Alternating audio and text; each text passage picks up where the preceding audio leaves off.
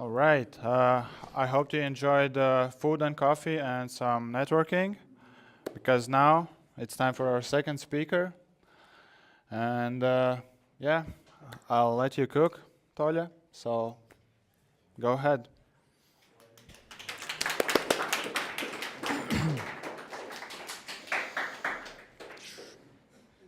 Okay, so welcome fellow developers and the others. An exciting journey into multi-platform world awaits, and this time it's not even about Flutter. Honestly, I'm tired of Flutter, and I'm gonna introduce you to the most promising Flutter alternative, which is, as you can see, Compose multi-platform.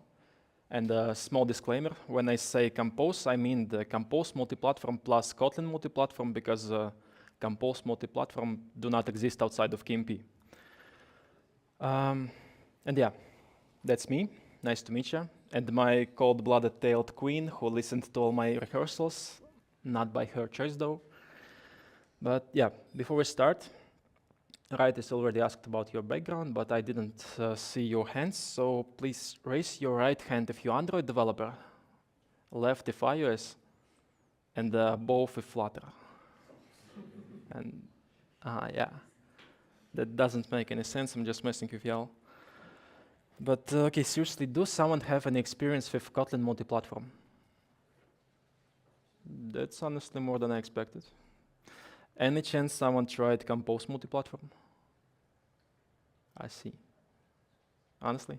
Yes, we tried to use Compose multiplatform on iOS and then hired iOS developer with his Okay, then almost no one will correct me on my mistakes. Okay. To give you a better view of what Compose multi-platform is, I think it would make sense to have short, brief introduction to Kotlin multi-platform first, then to native Jetpack Compose, and how it became multi-platform. I will show you some insights from a demo playground project I developed, and it will show also how some things work. And we're gonna move to the future to compare potentially stable Compose with Flutter. And then I will share my professional, reliable, and unbiased opinion. So let's go. Chapter 1, Kotlin multi-platform. I bet you were in situations when Android and iOS teams are working on the same feature with the same logic, but eventually they end up with different issues, different bugs, and sometimes even logic doesn't work same way. And Kotlin multi-platform is indeed a tool that could help you with that. It's designed to share and reuse code components, mostly business logic, to reduce time spent for development and also maintenance efforts. So if you develop a bug that happens, at least it will be the same on all platforms. And you have different options how to introduce KMP to your app. You can start with fresh project with the KMP support from the beginning and share the most of the code straight away. Or you can also integrate it piece by piece to an existing project by introducing some new features or writing to KMP some most frequently changing features. And let's get familiar with the KMP structure. Not going too deep. For multi-platform mobile project, we will have some common Kotlin model for our shared platform agnostic code. And basically that will be the biggest model in terms of code size.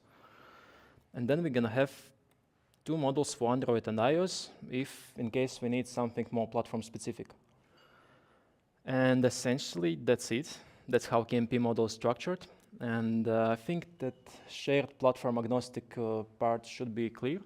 In this common model, you can have some data models, calculations, mappings, like whatever you feel reasonable to extract. And then all this shared KMP project, KMP model is just added to your app as a dependency. A simple Gradle dependency or AR for Android and Kakao pods or binary framework for iOS. What's probably not clear yet is what are these expect and actual things, and how can we actually provide platform-specific features. And it's pretty easy to understand an example. Expect and actual is the mechanism in KMP that actually allows us to provide platform-specific logic. So let's see the example. Somewhere in the shared model, we can define the function or class with the expect modifier and define all the properties and the functions we may need later. Then in Android and iOS models, you should create a class with the same name and the same package path, but now with actual modifier and also your implementation for defined stuff. And depending on your build target, either iOS or Android, Kotlin compiler will use according platform-specific implementation anywhere your expect function or class is called. So it doesn't make sense for you? Yeah. Okay, cool. But that's related to business logic, because KMP doesn't allow you to share UI. And till now, it was the biggest KMP drawback or advantage that's debatable, that you cannot share UI. And on the one hand, the forced usage of native tools also brings you best UI performance, because native is always better than cross-platform, right? On the other hand, it also requires you to have specialists for coding tools, which in some cases, like if you are working solo, is not that easy. But now things have changed with Compose Multiplatform. Chapter 2, Jetpack Compose. After many years of XML layouts, in 2021, Google announced a brand new UI framework for native Android development. And although first versions were lacking some features, sometimes also stability, but it definitely was something refreshing after XML views with a lot of legacy stuff, with some features be working only since some certain API levels, and all the styles and themes resources, meh. And what is this Jetpack Compose? As you can see from this code snippet, Jetpack Compose is a declarative UI framework. It allows you to write UI with much less code comparing to classic views approach. It's intuitive. You don't even need to learn whole documentation to start. Just understanding some basic concepts of framework and having common sense is enough. Like when you need some column container to stack your views or text field, we have such components and they won't called the same way. You need buttons. We have field, outlined, text, icon buttons, like which one you need, you can choose any. And same thing with modifiers that you can apply to any composable. Like you want to change background, shape, make something clickable or something, anything else. You will find suitable modifier. Or you can also create your own, because Compose also provides like wide customization options, different animations, and also it solves mentioned issues of legacy views with legacy and the API's limitations. Since it's relatively new framework still, Google is making sure that everything you need will work on the most Android versions you may want to support. And Jetpack Compose got wide adoption and recognition from developers. Many big companies are using it. You can see familiar logos here. And at the same time, the demand for cross-platform solutions was also growing. And here a brilliant idea came to JetBrains brains. If developers love Kotlin, if they love Compose, because Compose is cool, why not to expand this experience to other platforms? Why not to build our own empire with Kotlin? Yeah, I guess that's how Compose Multiplatform was born in JetBrains family. And we are moving to the next chapter, which is Compose Multiplatform already. And as I already mentioned, Jetpack Compose is a native Android tool. But if you will check Jetpack repository, you will notice one thing. Actually, I will show you. You will notice one interesting thing, and maybe someone already can see it, if you can even see what's said there. What? Okay, that's the project structure, package structure. It looks exactly like Kotlin multi-platform model structured, right? So you could say that Google is interested in Kotlin multi-platform. Google is developing JetBrains, potentially targeting many platforms. And JetBrains have their fork of Google's Compose, where they are just making sure that everything works smooth and on all supported platforms. And now we have full, you can say, native support for Android, as it uses Jetpack Compose, stable Compose version for desktop, experimental support for web, and what's most important for us today is that this year in May, JetBrains announced alpha support for iOS, and it's still an alpha. There are a lot of work ahead, but we can already use it. So now when Compose can fill the UI gap KMP had, you can fill the full Kotlin multi-platform experience, and your code base now can consist of more than 90% of Kotlin, which should sound exciting. It obviously depending on your project's complexity and how much you rely on platform-specific stuff. And as you can see, you still can access and combine your composable with native views, with native UI kits, Swift UI, and some Jetpack Compose APIs that are not available in shared common model directly because they are bound to some Android logic. And it's also worth mentioning how do Compose render UI on non-Android platforms. You may know Skia from Flutter, the C++ graphic library. And in Kotlin, we have something called Skiko, which is basically Skia, but wrapped in some Kotlin interface for convenience. And it is utilized to render the UI on iOS, macOS, web, and all the other platforms besides Android. And then Compose just takes care of UI description and logic. So maybe we have some known issues already, and we definitely do, because as I mentioned, iOS support is just an alpha. So that means you should not expect it to be the production ready and stable just yet. First of all, sadly, there is no official support for unified lifecycle and managing and navigation yet. You can find third-party libraries which solves this, but having a reliable official tool would be much better than counting on some library which support might be suspended eventually. Then currently, there are some difficulties with resources. We don't have built-in cross-platform localization mechanism. Also, I encountered different strange issues with vector drawables not being displayed, which probably were related to vector size, complexity, and stuff like that. But anyway, resource management should be improved, but open source enthusiasts have a solution for that as well. You can find libraries for images sharing and localization. Next, perhaps important thing is that there is no official UI testing framework, if it's important for you, for Compose iOS. But I suppose it's a bit early to have one, because like alpha version, it's everything strictly developing, changing, and keeping up to date UI testing framework would be pretty hard. And it might appear in the roadmap near to the more stable version, but right now you can still use UI testing in Android with same native tools you used, like Caspresso, I guess. And if you need it, desktop also supports UI testing with JUnit and something else. Yeah, but it doesn't matter. We are mobile developers.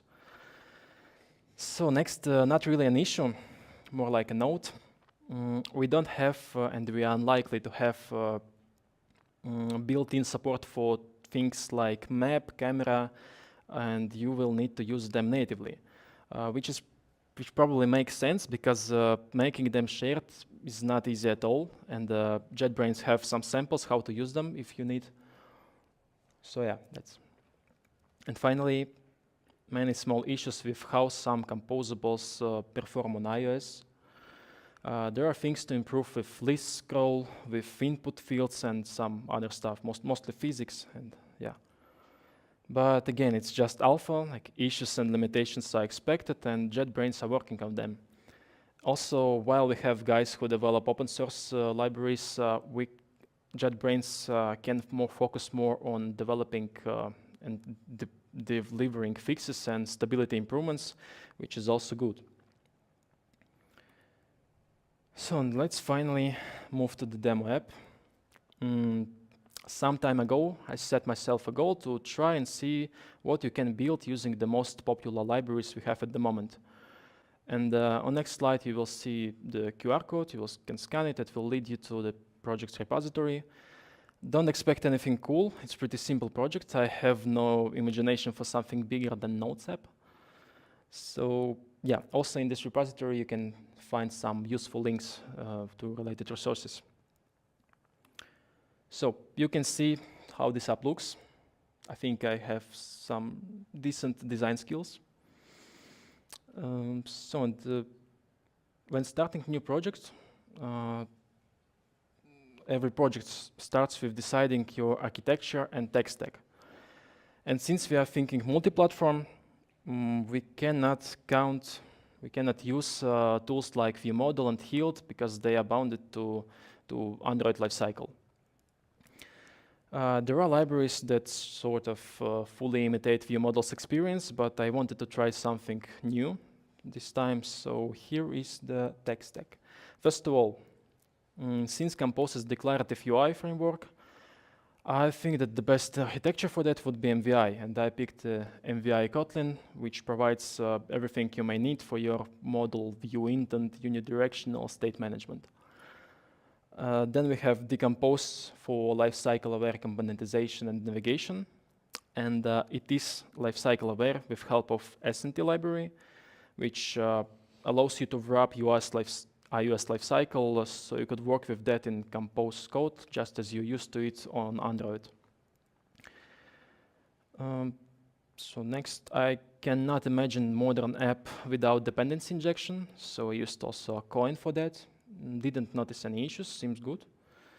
Realm for NoSQL databases, since I have all the nodes saved locally. Same thing, works perfect. Setup is simple, no complaints. Kotlin coroutines and flows for concurrency and multi-threading, and obviously Compose for UI. And here's the project structure. You can see the KMP shared model, Android app model, and iOS Xcode project. Basically, I think 90% of code is shared model contains 90% of code. And the Android app and iOS projects is basically the entry point to application for each platform. And if you think that I will probably spend the whole week just to set up the project, no, I don't want to do it, then you're absolutely wrong, because JetBrains have a decent template that they keep up to date with all the Compose and Kotlin updates, and you can just create your repository from this template, and your project is ready. Your project's base is ready, basically. You can already build Android and iOS apps with the simple example UI included in the template.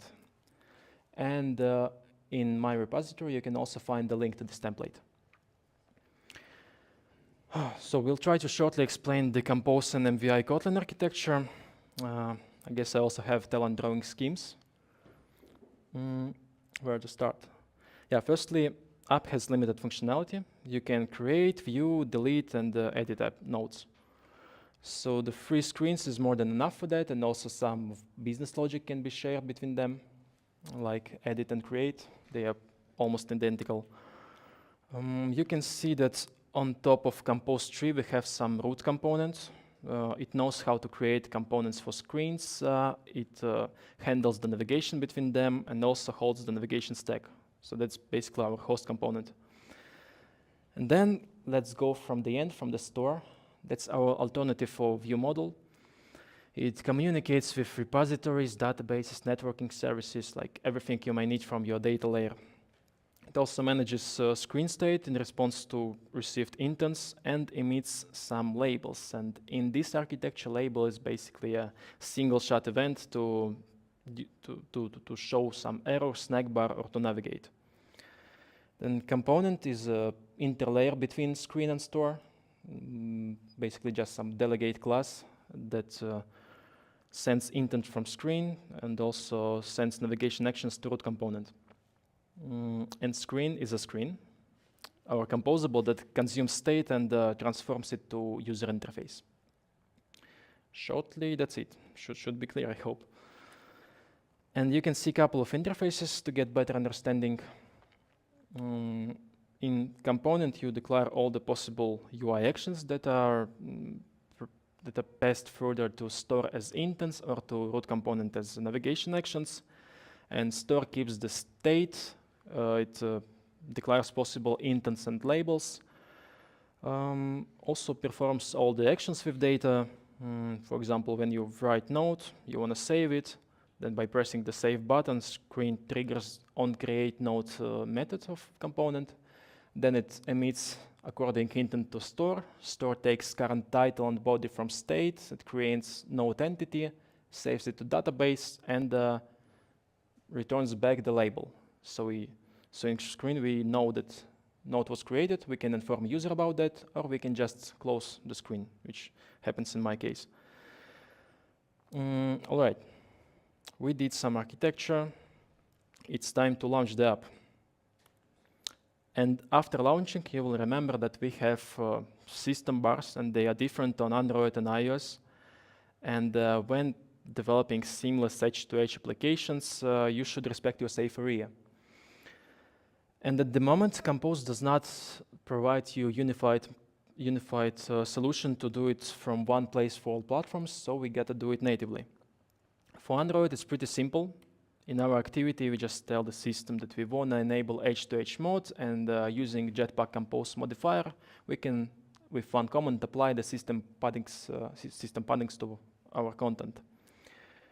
By the way, this main view here is our main composable from the shared code, so you can call them straight from your Android app model, which is obvious since it's included as dependency. You can access everything what's public. And for iOS, I believe you can find different solution, but I found this one. We simply call this modifier to ignore the safe area, so we're gonna manage it ourselves. And using geometry reader, we can receive the safe area offsets, and then just pass it to the shared code and apply them as a simple padding modifier. But that's a pretty simple example. Paddings are applied just to the most top of Compose tree, and for more advantage usage, you can pass offsets from both platforms to common code, and there you can create some composition local provider that will provide these values everywhere inside your tree, so you can use them everywhere you need, which is more advanced than just applying them at the top. Okay, then, wanna see some platform-specific magic? I will show it anyway. In the application, I have an option to delete node, and it's a good practice to ask for confirmation from user for such destructive actions. And I thought, why not use native dialogues for that? And it turned to be pretty easy. We can use our already familiar expect actual mechanism. So in the shared common module, I created this expect function with all the parameters that might be needed for dialog. And in my screen, I have a simple logic that just shows the dialog after a delete button is clicked. Then you can see, can you see the code?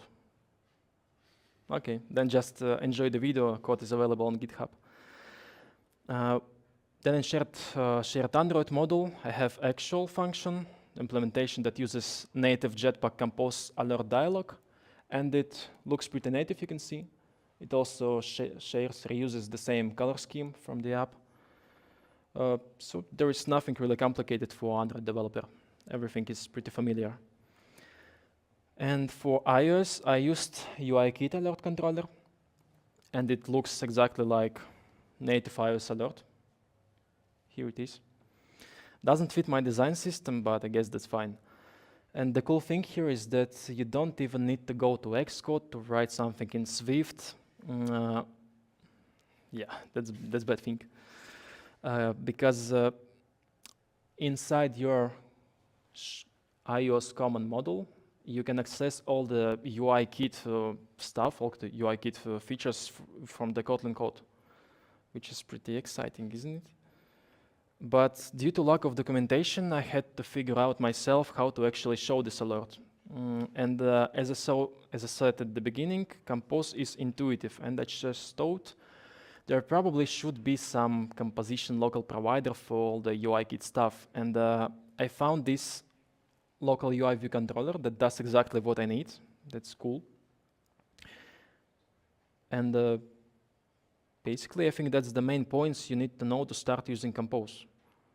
Now let's probably compare it with something else. What is Flutter? And at this point, there is no really competition because Flutter is stable for a while, Compose for iOS is just an alpha, and it needs time. But let's just imagine that we are somewhere at point where Compose is already stable. All right, and we're gonna start comparison with the base statement. Although these two are cross-platform solutions, they are different in their purpose and vision. And we need to understand which tool suits which situation. So first of all, it's language and knowledge you need to start it. If you're an Android developer, nothing stops you from using Compose.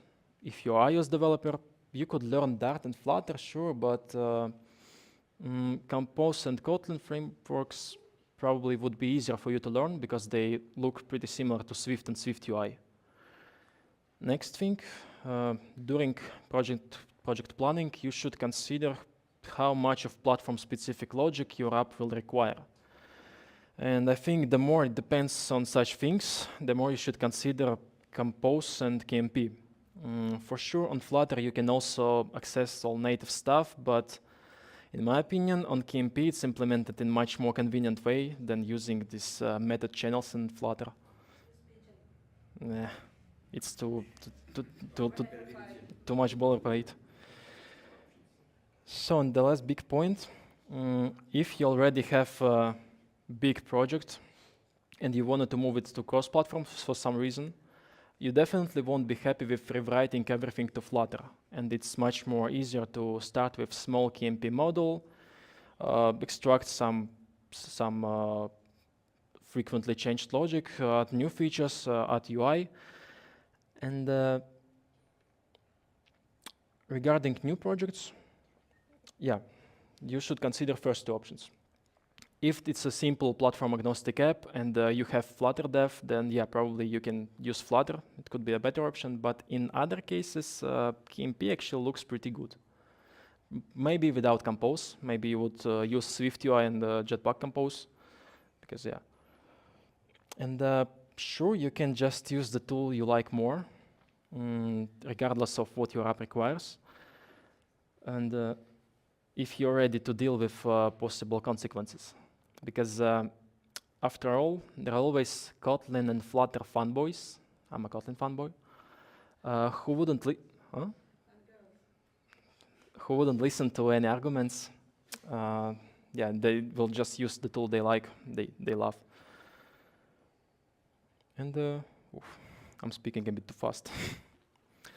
So what can I say then?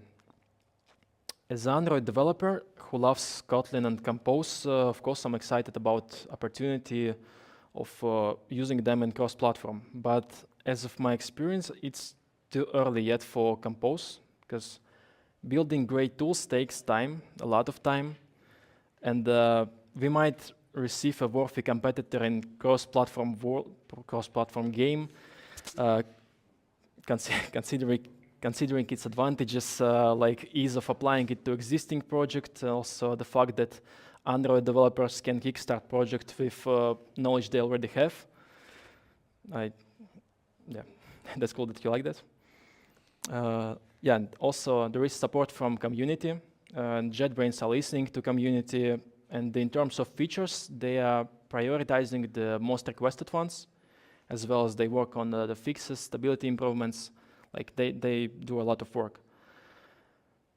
And you can actually contribute in development by joining their Slack channel to to provide your feedback, to ask questions, and JetBrains developers are constantly answering them. And returning to the topic, is iOS development with Kotlin possible? Short answer is not yet, not fully, not in terms of UI. At this point, you should approach this technology with curiosity. On early stages, you can't use it for big production projects, but I encourage you to try it for your pet project, probably. Because trying new things, new tools is always a good thing, and you never know which technology will be mainstream tomorrow.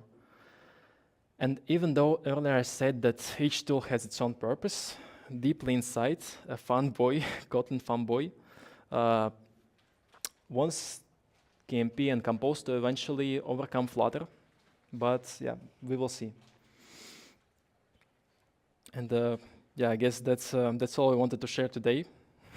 Thanks for your attention. I hope I ignited your curiosity and desire to try KMP and Compose. And I'm open for your questions, and I also would like to hear your opinion.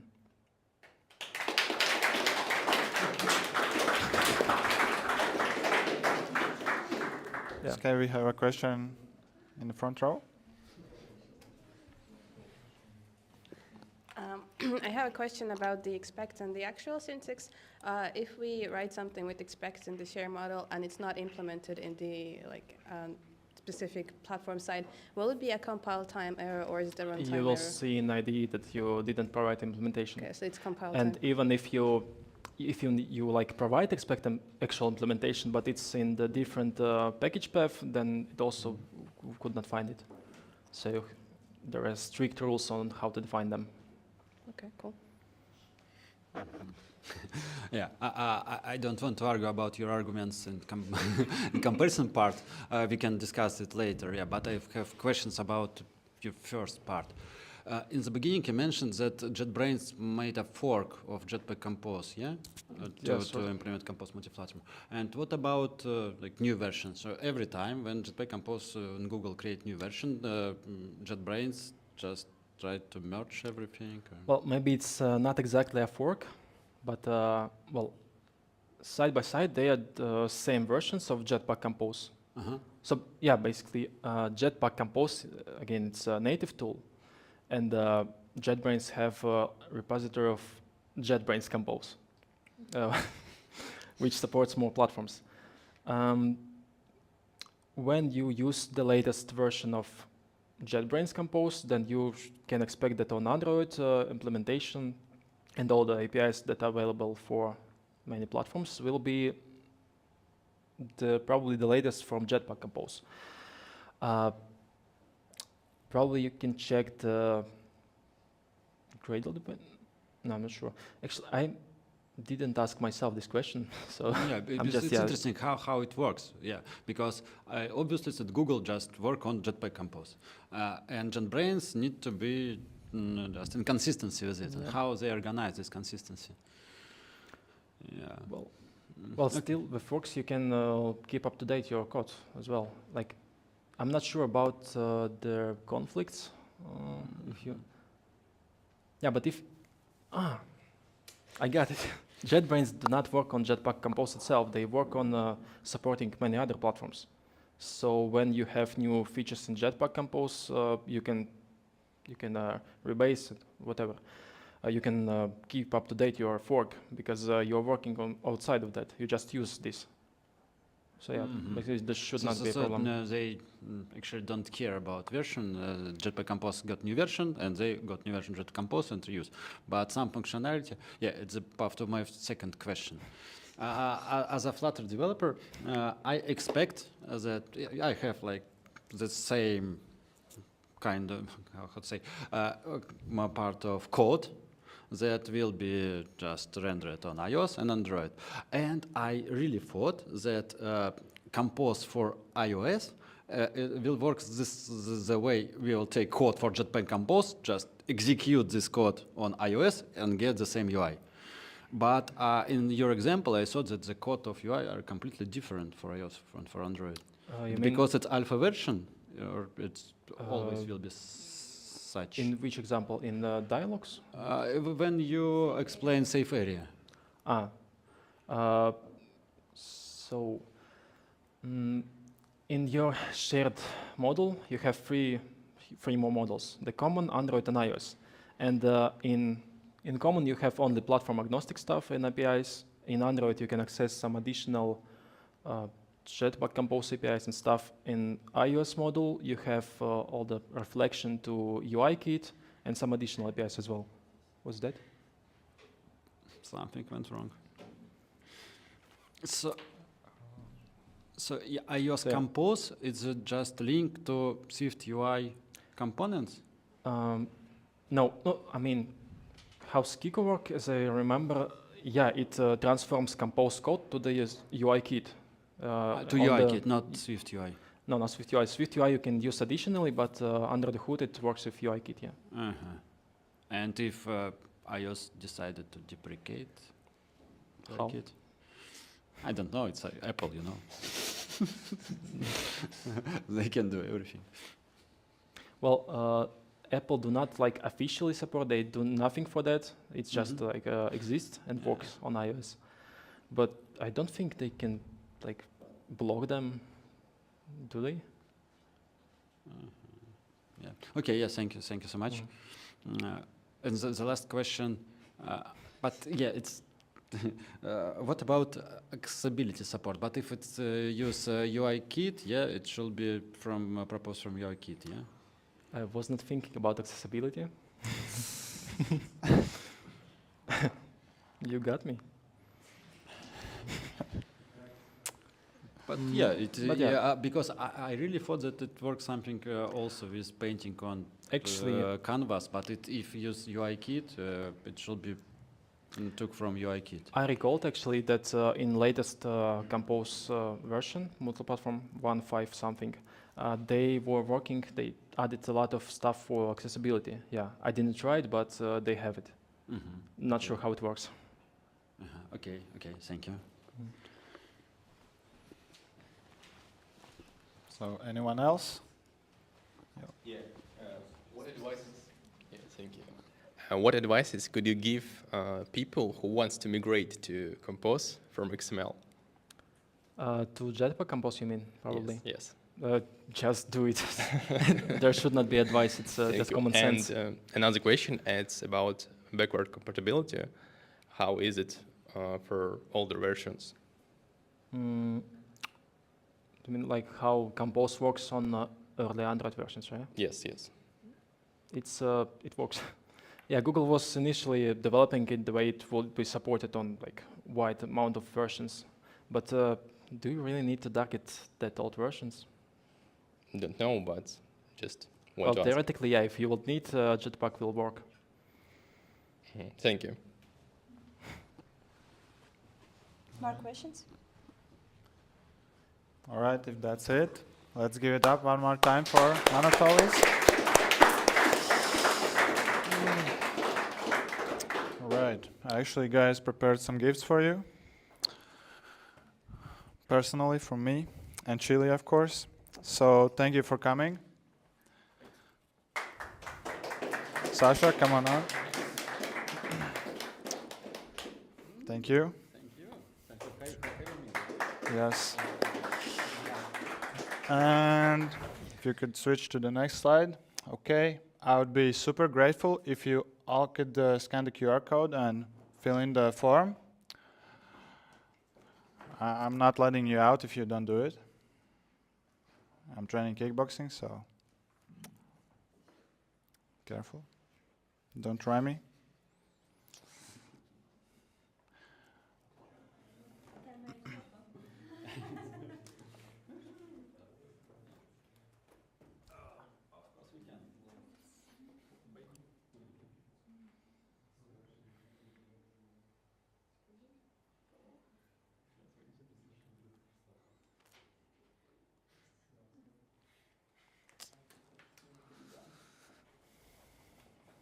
All right, I guess we have time till 9 for networking, or is it a bit more?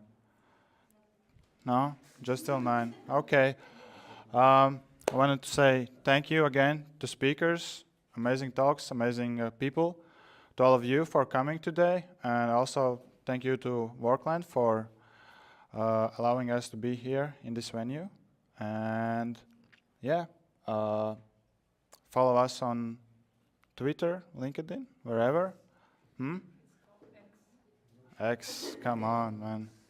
And yeah, let's stay in touch. Let's talk. Grab some stickers, by the way, again.